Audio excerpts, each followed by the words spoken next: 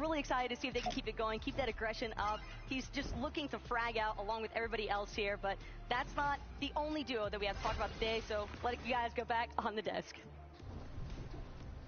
Thank you so much. You got to hear a little bit from everybody now as we get just moments away from kicking off the competition today. Day number 2, 6 matches, 1 FNCS Duo Invitational Duo. I mean, I'm excited, to say the least. What are you guys hoping to see today that may be a little different than yesterday? Look, so we talked about the North Zones, right? A duo that was landing all the way south in Synapse Station, Joe and Ziandi. They had to travel over 8,000 meters every single match just to get the 3rd zone. Look, they did have rifts. It might have helped out a little bit, but I'm curious to see how all these duos adapt with a whole new day of zones. They won a game, though. They won a game. Of course, you can't complain about North Zones if you're winning games from them. Of course, Joe and Ziandi not quite faring that well in the rest of the games, but they're still up there on the leaderboard. Miro and Booga, one of our favorite teams going into this, they're not quite faring as well. They're not quite enjoying the North Zone, so hopefully for them, at least, we'll see some South Zones today. We have all things to break down for you across these 6 matches of the FNCS Invitational, but to kick things off, let's go on over to Adam and Kelly. Thank you very much. Raleigh, how we doing? All right. We are moments away, Kelly. We've set the scene. We are almost there with our last 6 games of this competition. That is right, everyone. I hope you are ready for the games to begin and our players to come out, everyone. So let's join together. 9, 8, 7, 6, 5, 4, 3, 2, 1.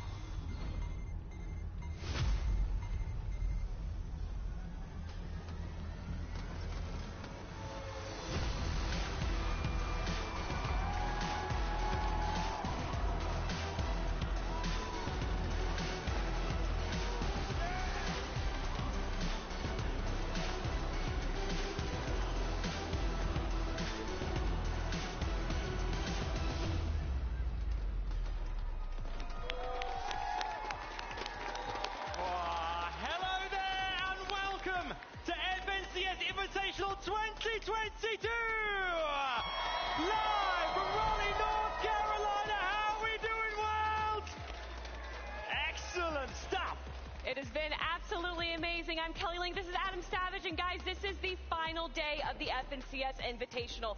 50 of the best duos from around the world representing 7 regions, duking it out for the lion's share of $1 million.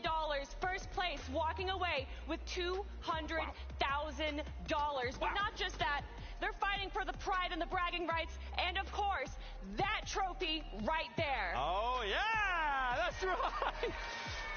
Now, of course, Kelly, we have set the scene here. Obviously, we have the amazing audience. We've got you guys watching at home. Everyone is ready to rock. We're missing one key element. Of course, the players, the stars of this show. We thought we'd try something before bringing them out here. So if you'd like to, by all means, you don't have to. If you want to, though, do stand up, guys, okay? You can stand if you like to. We're going to ask all of you guys to follow me in a clap. All right, we're going to start slow. I'm going to get faster and faster and faster, and then we're going to go absolutely bonkers. Okay, here we go. With me. You ready? Here we go.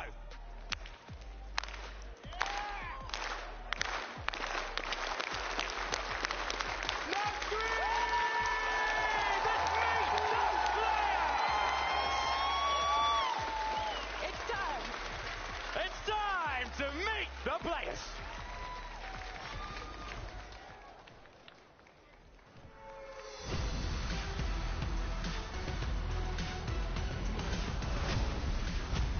Epic whale and read, everyone. wants that 7X next to his name. Currently in 22nd place with 80 points. They have a big day ahead. Give it up for Fabs and Snacky with a contested off-spawn situation in day one. This team is looking for a more consistent day two and a huge comeback. Welcome to PH Zin and Kitos. Third place was their best finish after day one, and with all the eyes on the prize, are they ready for day number two?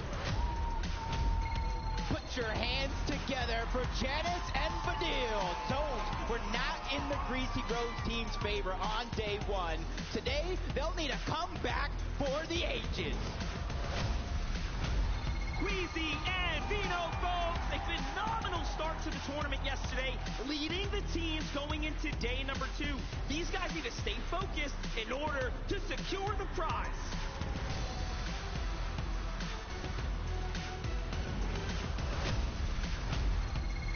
This is Rapid and Andalex with a popping performance in Game 3 yesterday. This recipe for success is there. They just got to repeat it today to take it all.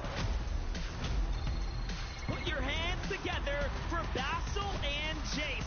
Improvement is the key for these guys. They have to show up today if they want to take that trophy home here in the FNCS stage.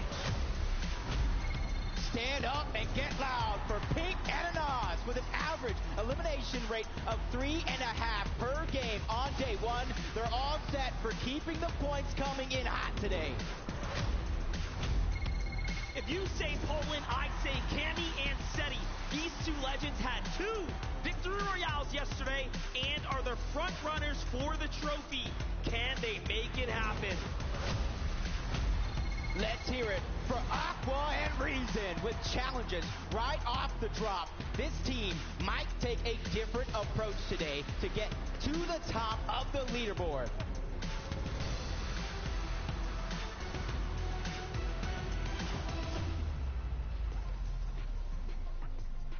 Absolutely incredible. Once again, just our first 10 duos coming back onto the stage after 6 games yesterday. I feel like we can't not talk about them, right, Brazil? PH Zin, Kitos. That back corner over there was going absolutely ham for them, and I want to know how you guys expect them to do. They're still there. They haven't lost their voice yet. I don't know how. It's been amazing, right? PH Zin, Kitos, 25 FNCS finals appearances. PH Zin, 4 championships alone, 1 for Kitos, total of 5 FNCS championship titles for the duo. I mean, they're incredible. Yeah, they really are. They're playing so good. They're getting to the front side of the zone. I'm excited to see them today. That's right. Let's go ahead and meet the next 10 players. Let's run it.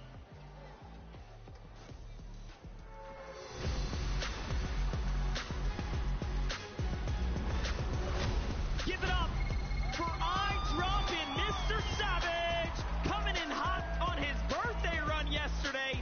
These guys faced a huge obstacle off spawn. Will this change today? A team that needs no introduction, Clint and Duke, with a clash of the Titans currently happening in Fort Jonesy. Will Clint and Duke come out on top today? This is Cold Incentive, holding the NA East banner high with the Victory Royale in an 8th place after day number 1. This team is going to try to make it happen for real today. Make some noise for Runa and Peppo with 2 top 15 finishes on day 1. These guys are looking to climb to the ranks in day 2 and take home the crown.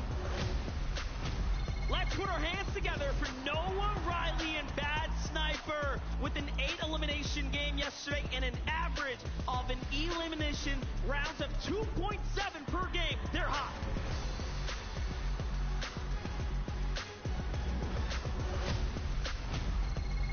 Give it up for Threats and Alice. This Asia and NA East combo needs to focus on the end game today to boost their leaderboard placement to take the first place spot.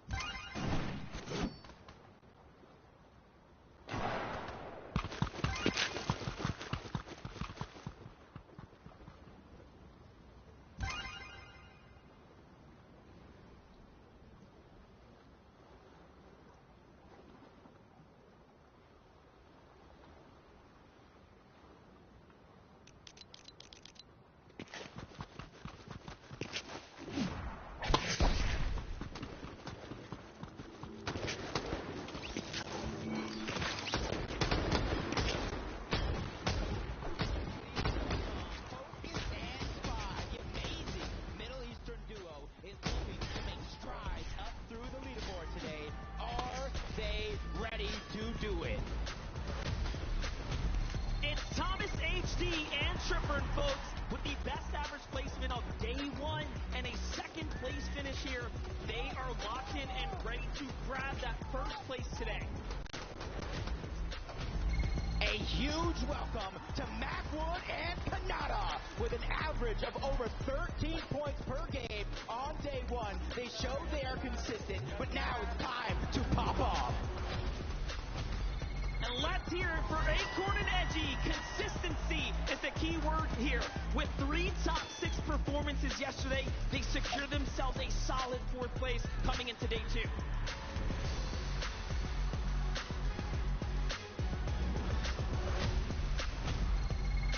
Make sure to get loud for Hand and Vortex. This incredible duo showed they belong in this lobby with an amazing 2nd place finish with 7 eliminations yesterday. And a big welcome to Commandment and Avery with an amazing Victor Royale on day 1. Commandment and Avery are focused and ready to get even more here for day 2. A duo that needs absolutely no introduction with the clash of the European Titans in Cloudy Condo. Tayson and Chapix are looking to take over. Let's give it up for Moz and Looter with the contested drop spot at the Grim Gables. I am sure we are in for a treat today. It's going to be a hero's effort to take it off. And finally, let's hear it for Booga and Miro. The fan favorites are ready and looking to make a comeback of a lifetime.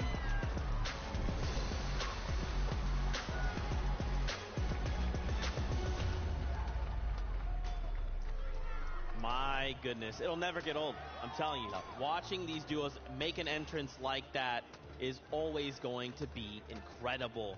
We want to highlight a duo for you here, and it's a lot of, probably a duo that we're all hoping, and we kind of touched on, Hope does well, Acorn and Edgy. Edgy having a series of 2nd place finishes in the FNCS, still hasn't seen that 1st place. And man, he wants it, and he wants it here. Look, he wants it. He's not the only one that wants it. Thomas and Edgy both competing for that trophy, their first trophy. But talking a bit more on Acorn, I couldn't emphasize enough how important their day 1 is and was for them. I mean, Acorn having the most damage dealt in the 1st and 2nd zone out of any player shows that they prepared beforehand for this tournament. But the question is, in day 2, will they be contested? Will the change in zones cause them to not do as much damage? There's so many factors that come into play. Yeah, absolutely. And their worst game was a 42nd, and it was when Haijo and Belusi rotated in from that west side. It kind of made things a little bit difficult for them because they had so many teams in the area already. Of course, we have Noah Rayleigh there as well. It's very, very difficult for them to all be there at once, and unfortunately they did fall victim to that. But their other games have been really, really consistent. They've been very, very solid, playing the end game layers really well, and I'm excited to see them perform today. That's right, Kelly, standing by right now with Acorn and Edgy as they prepare for the competition. Thank you so much, Zeke. I am joined by Acorn and Edgy, and guys, make some noise for this team right here.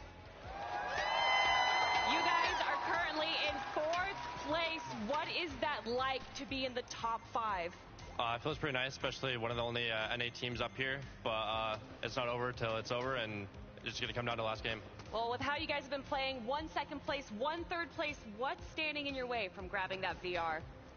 Honestly, we just need to keep getting kills and refreshes and stuff, and if we just get mats and play with mats, we'll do good. It's really just we run out of mats, that's why. I mean, good luck to you guys. You have 6 more games to go, but everyone, it's time to head on back to the desk. Thank you so much, Kelly. As incredible as always, but it is almost that time to kick off the competition. So why don't we go hang out with Monster, D-Face, and Jacob PR.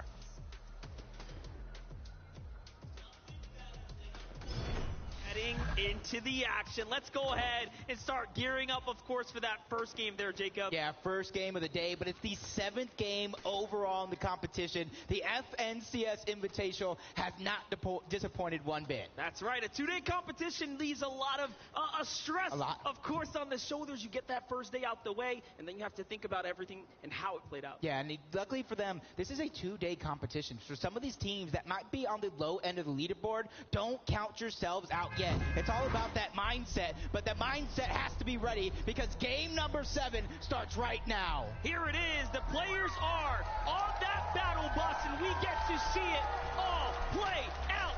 This is it, folks. It's day 2 of the FNCS Invitational, and we are just moments away from jumping off that bus. Let's get it. Yeah, this time around, we got a little bit of a different bus pass than the most of them than we saw yesterday. All the way south, moving north. That means Cloudy Condos is going to have action. Greasy Grove is going to have Janice and Badil, and a lot of time this time around, because that's one of the things that I felt like frustrated them a little bit. 5 north zones on the day yesterday. It left them very little time to get things going. But hey, that didn't stop Zandy and Joe from doing well. That did not stop other teams that land in those southern areas from performing well. It is all a matter of how you strategize.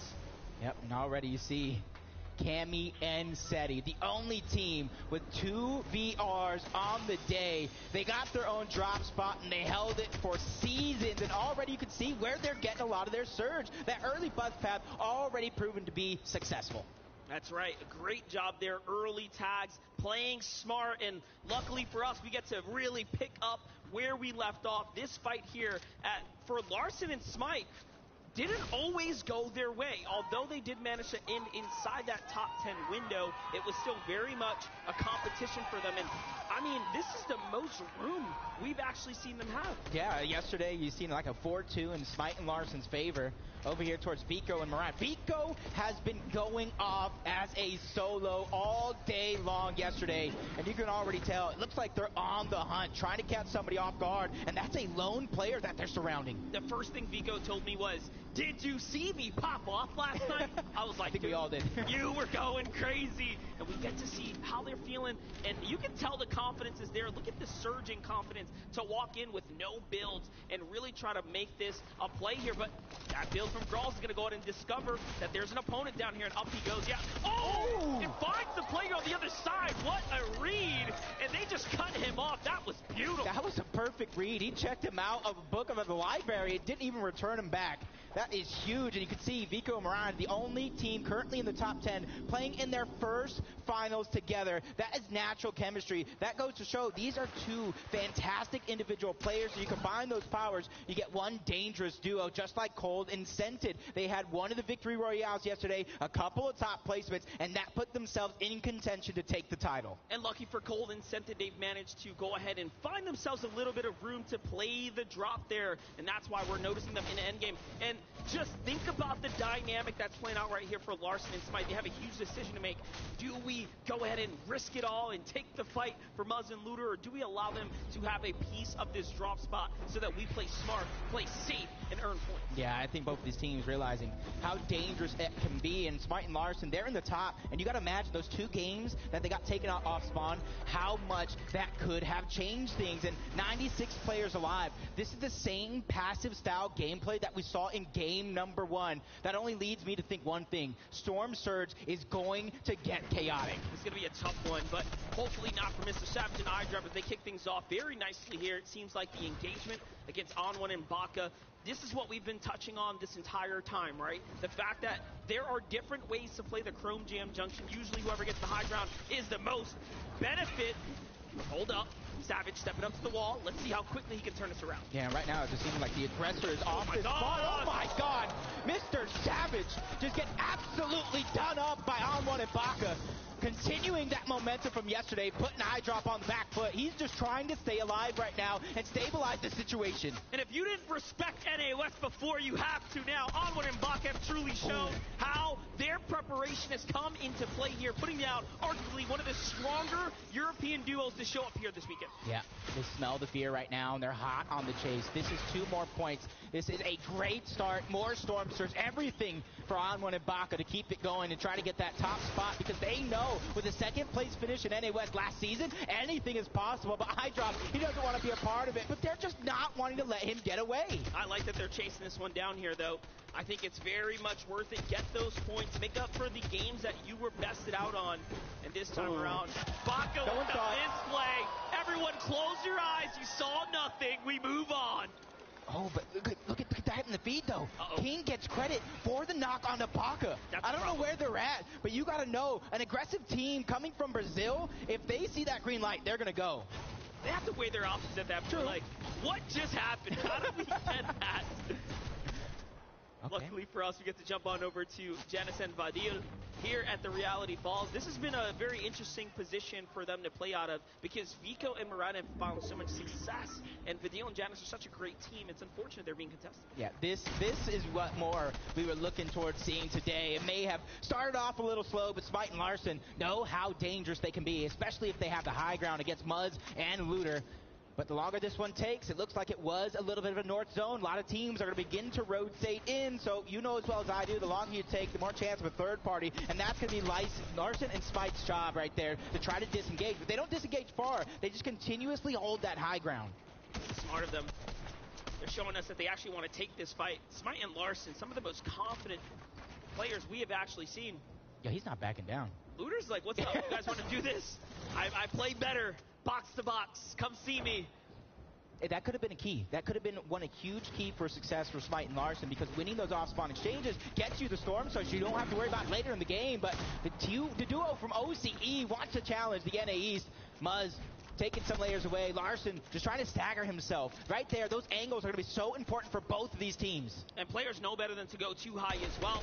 You want to make sure you're respecting the distance, not too much. In fact, you get chopped down, but it's a great angle here. Muzz finds a huge tag. He's going to win the exchange there, and luckily, the shots in the distance, probably from King and Ed, do not connect here. Yeah, it's like an Eiffel Tower getting built. You even see the shots already now coming in from all different directions. Everybody wants that surge. They want to have as much flexibility through the mid-game as possible. And once again, it looks like Larson and Smite are trying to disengage. They don't want to get stuck in this mess. They felt and dealt with this lobby at the top spot, and they know that you cannot fall behind. You cannot put everything you have in all one moment. So for them, it's about re-matting up, because you look, they barely have anything. Well, lucky for us, things are going to simmer down, and Taco's going to give us the quick update. But more importantly, it's going to be about some of these Southside teams that are, again, going to be finding themselves making a huge journey towards those North Pulling zones. Joe and Andy specifically, they're sitting right now in that 4th place position on the leaderboard. So it is absolutely crucial for these guys to gather as much materials, as much loot and resources as possible. And that's exactly what Andy and Joe are making sure to take their time to do, because they know they've got quite the journey ahead of them, and they're going to make the most of it. But let's get back to the action. Thank you so much for that breakdown there, Taco. It really does give us the full picture about Joe and Zandy's journey in the game here, right? They're one of the few teams, like we said, they, against all odds, perform very well with the zone not landing them. Yeah, and you're kind of seeing a little bit of how they're getting that job done, but Smite in the feed, looking like he's already going to take down Muzz, leaving Looter in a 1v2 situation. I'm getting that feeling of deja vu from yesterday where they 1v2'd inside of the cave, but it got really, really dangerous. It's a great angle for Smite here. He almost catches Looter off guard. He was so ready, but here comes the defensive shots from down low. He's got to be careful. That wall is not his, and now he has to break through. This is how a pro player turns things around. Larson comes from behind and throws tomatoes on the body just like that. Showing exactly how he's feeling right now, but there goes that first elimination. This is how Muzz went down. He's building in wood. The lack of resources right now. He got did up like a sit-up, sent back to the lobby. Now it's up to Pars. They were in an exchange. He got the knock on to Bailey. The Siphon finally going to come through, and this is a chance for him to slow it down, stabilize here for a moment while he figures out what is next. Alex and Bailey have been contested this weekend. Pars and Raze mixing things up. Seems like they haven't caught a break just yet. But way to kick things off. Raze is down, in fact, as well. So this is a one-on-one type situation. The question is, can he find his way to a reboot, Van?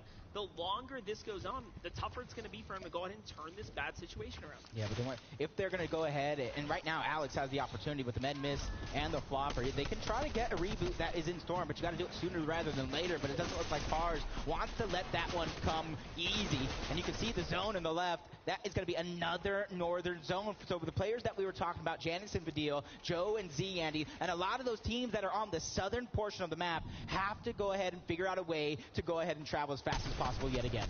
Looks like we're picking up the trend where we left off. This is a full zone pull. But Joe and Zian have already proven to us they know how to play these. One thing we do know for certain is so does Vino and Queasy. When the zone lands on top of them. They have turned all of those games around into excellent end games.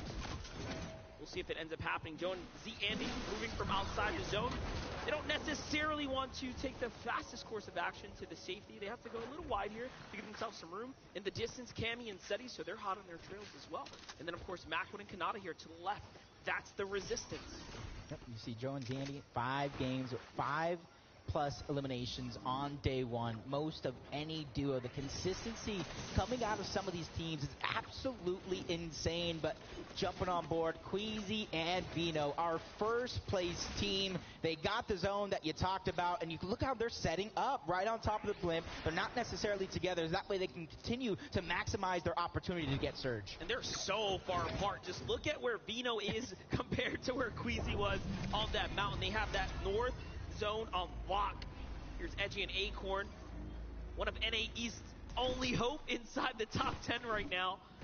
Last game yesterday fell slightly short of their expectations, but one thing I did notice about Acorn and Edgy, they were in the player lounge late last night, bot reviewing, studying how to adjust their gameplay to never drop another round. If they can put all of those rounds and learnings into play, Game 7, 8, 9, 10, 11, 12. And that VOD review actually paid off, but we've seen this rotate from Cammy and Seti. Everybody's hitting that VOD review after day number 1. They want that free rotation, especially since they are in the storm. But I did see Booga go down. Malibuga getting a knock on to Andalex. But for this team, I love this rotate now. Cammy and Seti were in a different position yesterday. They were down on Surge, but for Trulex and Ticho, they are over 300 above. They have absolutely nothing to worry about other than finding that sweet spot in zone.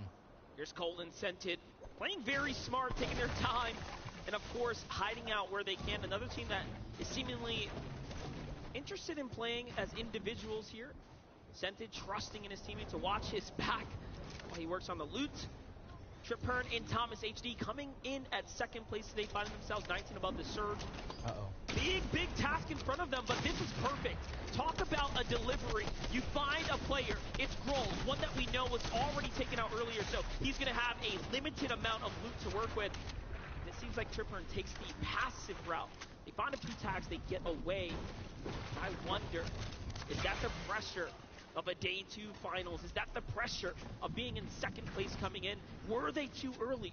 Nah, I feel like this is them right now, feeling that comfortability, the flexibility of being at that top spot. Because you know as well as I do, depending on where you're at in the leaderboard dictates how you have to play coming into day number 2. If you're at the bottom, you got to find a way to mix those eliminations up with some victory royales. But if you're at the top, you can do anything that you want, and that's why that VOD review in the practice is so important. Problem is going to come down to that Storm Surge, though. We'll see what they can do. Seti and Cammy find themselves very far above the Surge, but also deep inside the zone. That's something you don't see very often. That's like water and oil. They don't quite mix. But let's get on over to Brazil region right here of Zeets and KVR. They have big EU players on site here. Restguard and Clown are going to get burned. Yep, just outside of the zone as well. KVR and Zeet, they have plenty of heals to work with. And that's exactly why they're staggering themselves so far back, 290 above for them. That's a feeling of comfortability as Storm Surge begins to activate. And this is the thing, for those players that are comfortable on Storm Surge, this is an opportunity to look around the lobby, figure out who is struggling. Because when that Storm Surge ticks their shields down, you hear that crack, you hear that audio cue, and for some of these players, that's a green light. Now we get to tune in. What looks like a little hold up, right? Looking at the loot, weighing the options, nice little pickup there. But hold up, Brazil versus Middle East is going down right now. Spy is on the low ground here with focus there. It's not looking good. PH-Zin loses the wall. Quick take there from Spy as he defends off PH-Zin, but PH-Zin has all the pressure off of his shoulders, and he catches Spy in a fly trap there with a quick finish. And I can hear the Brazilian fans on the other side cheering for PH-Zin and Quito. They jump up to 4 eliminations. What a way to continue to climb their way up that top 10. I just preface that type of situation. If you're down on Surge, you almost have to beeline it to the first team, and Cool's even going down backside of zone. Struggles for them. Looking like it's going to start early here in game number 7. Merrim's going to go down to Acorn. Yumi is out. The team from NA West that took the Chapter 3 Season 3 championship is out of the lobby in the first game. And you know, yesterday, Mareem and Zagu had so many people start to fall in love with who they are, but they are going to get taken out in this competition a little early on their first surge. Joe and Zandy also feeling the pressures of a late rotate coming out the zone. Luckily, there is, of course, the edge right in front of them, so this is going to be a slow mover.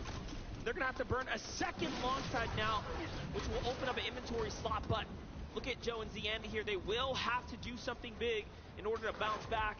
Have Coleman sent it off to the side here. Great early build.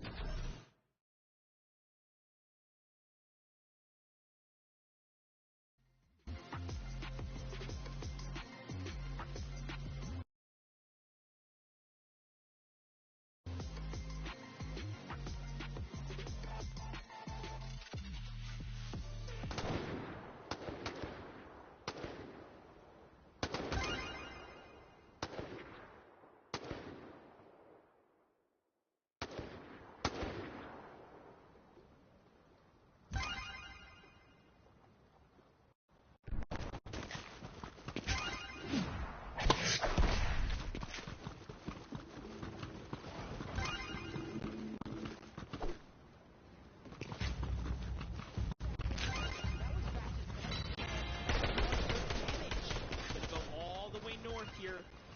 We know Edgy was a solo, now we have Thatch as a solo as well. A tough position to be in. Take a look at the points. It is looking very much like a three-way race, continuing the trend here as EU leads the charge right now.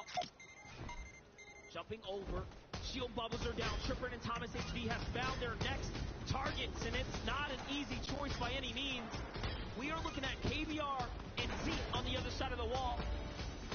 Even though for Thomas and Tripper, Storm Surge is not activated right now, they knew where they last stood when it came to that damage. Exactly that. They are still below. It is still a worry for them, and they have to travel through all these players who are actually beating them to the punch. This could get dangerous, but for Janice and Fadil, they have the high ground. They have that perfect opportunity if they're low on Surge to just clean up the lobby.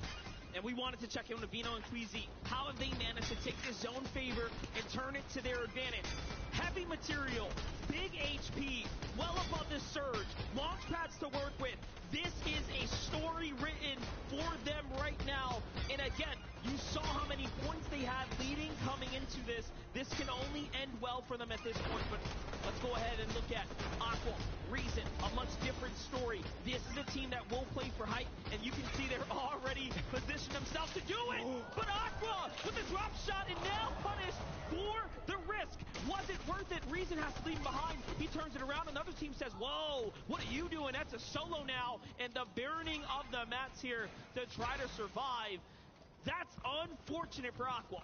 Yep, he was right there trying to chop down, and that was tantalizing him to go for that shot right then and there, and he went for it. That was a huge opportunity. Unfortunately enough, it didn't pay off, but for Acorn and Edgy, they're making it this far. And I've actually seen these guys get knocked a few times throughout this game. That was where Edgy finally went down, but for Acorn, he was one of the biggest damage dealers in the lobby throughout 6 games yesterday. Looking to keep that up for Cammy and Seti. They started the day in third. They moved up to second already, so their game plan is continuing to pay off. And Zeke finds Vico in the feed there too, so things are really starting to get interesting now as we're seeing changes happen. Joe is still in this game as well. Take a look. Acorn as a solo right now, making do with anything, right? Honestly, when we last tuned in, he barely had something, but on high ground, Queasy and Vino have now solidified themselves as the Titans up top. Yep, that feeling of deja vu sinks in yet again. 6 moving zone. That's the same time they took it yesterday as Thomas and Tripperin. This time around, they're going to have that flexibility because they're 141 above the damage threshold this time, so they don't have to go hunting. They can stay out of zone, try to get themselves in a good spot. And what a beautiful way and usage of the shield bubbles to make their rotation on the dead side while using the shield bubbles. Cammy, though, caught slipping there, and Seti is left now as a solo in this endgame to the hands of Larson. Cammy falls. Yeah, this endgame is so rough, up and down the mountain. These players are going to have to figure out what they're going to do, especially Tripper, who is out of build. Him and Thomas have to figure out something, but they have been through the ringer this game. If anybody deserves it, it's them. This is crazy. Tripper and Thomas should not be alive right now, but they are staying up. Thomas does it again.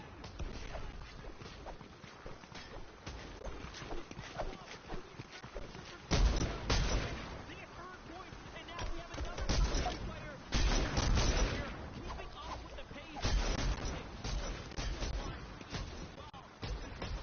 No, they want to make this rotate. They need to get to the zone. What a great layer change here from Sensen, and it's all about smart play from him. Yeah, he had 2 med mids, floppers on the backside of zone. Thomas doing everything he can to stay alive, just like Larson here, who's by himself. 5 eliminations as a team.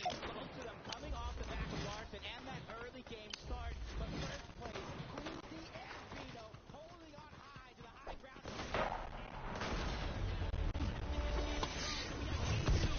And Brazil all in the same game. You can see the heals coming out from Pitos and PH in there. They still have so much to work with. 2 of our top 5 teams already out. So for Vino and Queasy, they are starting to take away. Tripper holding on with dear life here at 200 points, making sure the gap does not go too far.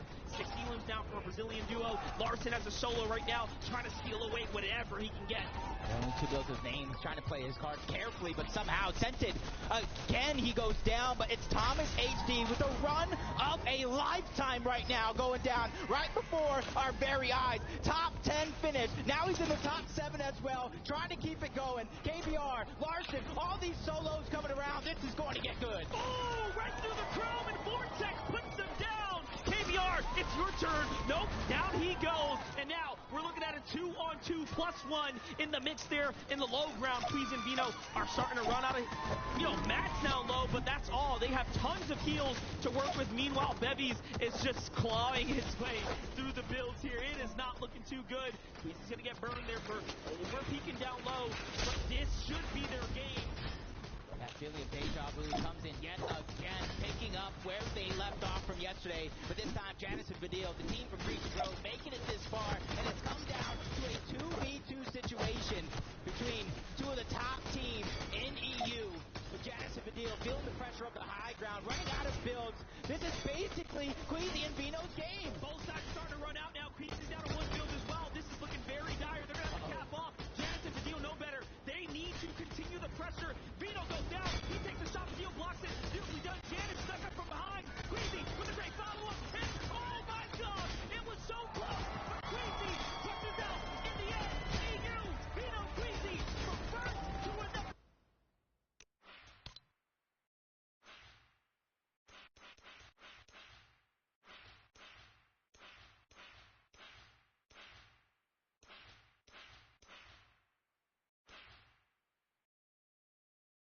This moving zone, the calculated play pays off. They hold on through and through. This is one team you don't want to give a single advantage to because you will regret it at the end of the day. Vino and Queasy are showing us why they are cut above the rest. They're looking good while they do it.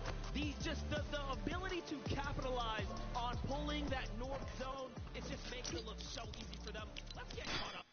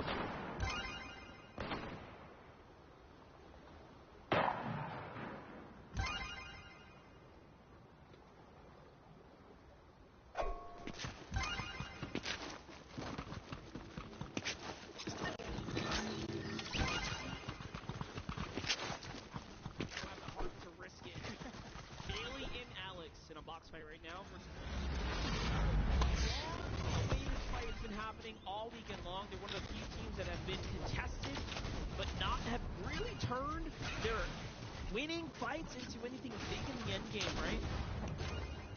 It's huge. Wave, Ju, and Yusri not backing down here. This is a fight that I think kind of settled every single game yesterday. Or at least I'd guess so, between Alex and Bailey, Ju and Yusri. But Alex and Bailey, I was kind of talking to them. Anybody in this tournament, realistically, including them, can pop off at a moment's notice. You just have to find a way to do it while staying consistent at the same time, and they want to go ahead and get this elimination. They want to go ahead and fight this so that way they can get the surge that they need so they don't have to worry about it later on. Because unlike every regular FNCS of the past, our contested teams this side around are actually having very good tournaments. I think what we're seeing right now is stage pressure kicking in. I had a lot of time to kick up, really catch up and get to know Alex and Bailey in the lead up to all of this. And what they've managed to tell me is they were winning most of their creative head-to-heads. So I think when it comes down to raw skill, Alex and Bailey might have the edge over Ju and Yusri, who are newer formed duo in final style settings. That's kind of what's happening here. Let's go and catch up with Miro, though. No game mod today. Yeah, him and Booga, I've been wanting to see more of. This is a legacy style event for them. And already they're switching it up as Miro finding an early elimination onto Bebies. And that was a thing for them. They had such north poles, they weren't able to get the surge, so they had to go hunting just like so many other players in the lobby. And you're not really able to control your game if you're just forced to go for surge game after game. That's right. But luckily for him, he does find a little bit of success there. An elim is huge, especially considering he can go ahead and rotate sooner rather than later. Thomas HD, Tripper, taking their destiny into their own hand this time around, really turning up the action. This is learning from your previous game. They do not want to find themselves in another Make sure to like and subscribe. Emoji thumbs up. You can see that Thomas having more points as a solo than any other player in EU. But to me, that's not too surprising, because we talk about his accolades. We talk about how legendary of a player he is. He just needs to seal that deal with an FNCS championship, and he could really cement himself as one of the best players of all time. And you can see he also led all damage on day number 1, really earning that respect there. You didn't believe it before. Seeing him do it in person is exceptional. As Seti and Cammy, we can speak to the same accolades. What a great duo here. Just really strategizing all the way through, playing so well so far, and continuing the trend. Last game, not so bad, right? They did enough to maintain the pace there in 3rd place. That's where Tayson and Chapix, you can see a lot of those Cloudy Condos teams not able to get a ton of damage to put themselves up for a good mid-game. But right now, they already took down Macwood, looking to go back-to-back and take down Kanata as well. They are hot on the heels. They don't want to let this one escape. The damage continues. The pressure is just insurmountable right now as Kanata is just trying to survive. Luckily for him, a couple of players joining on the fun. The tags come in from a third party. That's going to allow Kanata just a few seconds to try to stabilize against this European powerhouse. Kanata and Macwood are uncontested at their drop, so they're playing with fire right now as they pull south to the edge of the zone here to see what they can make happen. But Kanata riding his way around the build right now. You can see Tayson now jumping onto all the loot. Some of it was already scavenged through, so Kanata should have the reboot card there. If the distance shots come in, that could be Booga and Miro at the hill there. As we know, this is their area. They do play those outskirts. They will not rotate early to center. It's not how they do it. Kanata's just trying to stay alive right now on the edge of zone as well, so it's not even going to be a storm fight when it comes down to it. So Chapix and Tayson do exactly anything they want, and you can kind of see KBR seat 4th place. They go down in this one. That's not where you want to be, but the fight continues, and Kanata is doing an absolutely fantastic job fighting back against one of the best teams in the region of EU. Let's see it. Chapix looking for the wall here. Kanata demanding respect, but gets punished first. 72 was a huge shot from Chapix there. And the edit comes through. He fights back. This is what pro players do so well. And Tayson still, against all odds, will turn that one around. But it was looking so dicey. Yeah, unfortunately for Kanata and Macwood, that's where that consistency of yesterday kind of comes to a halt. But there's still couple more games on the day. They can climb back at any moment. That's right. Let's get a quick update from Taco on how things are going. Been a lot of action taking place over in the Tilted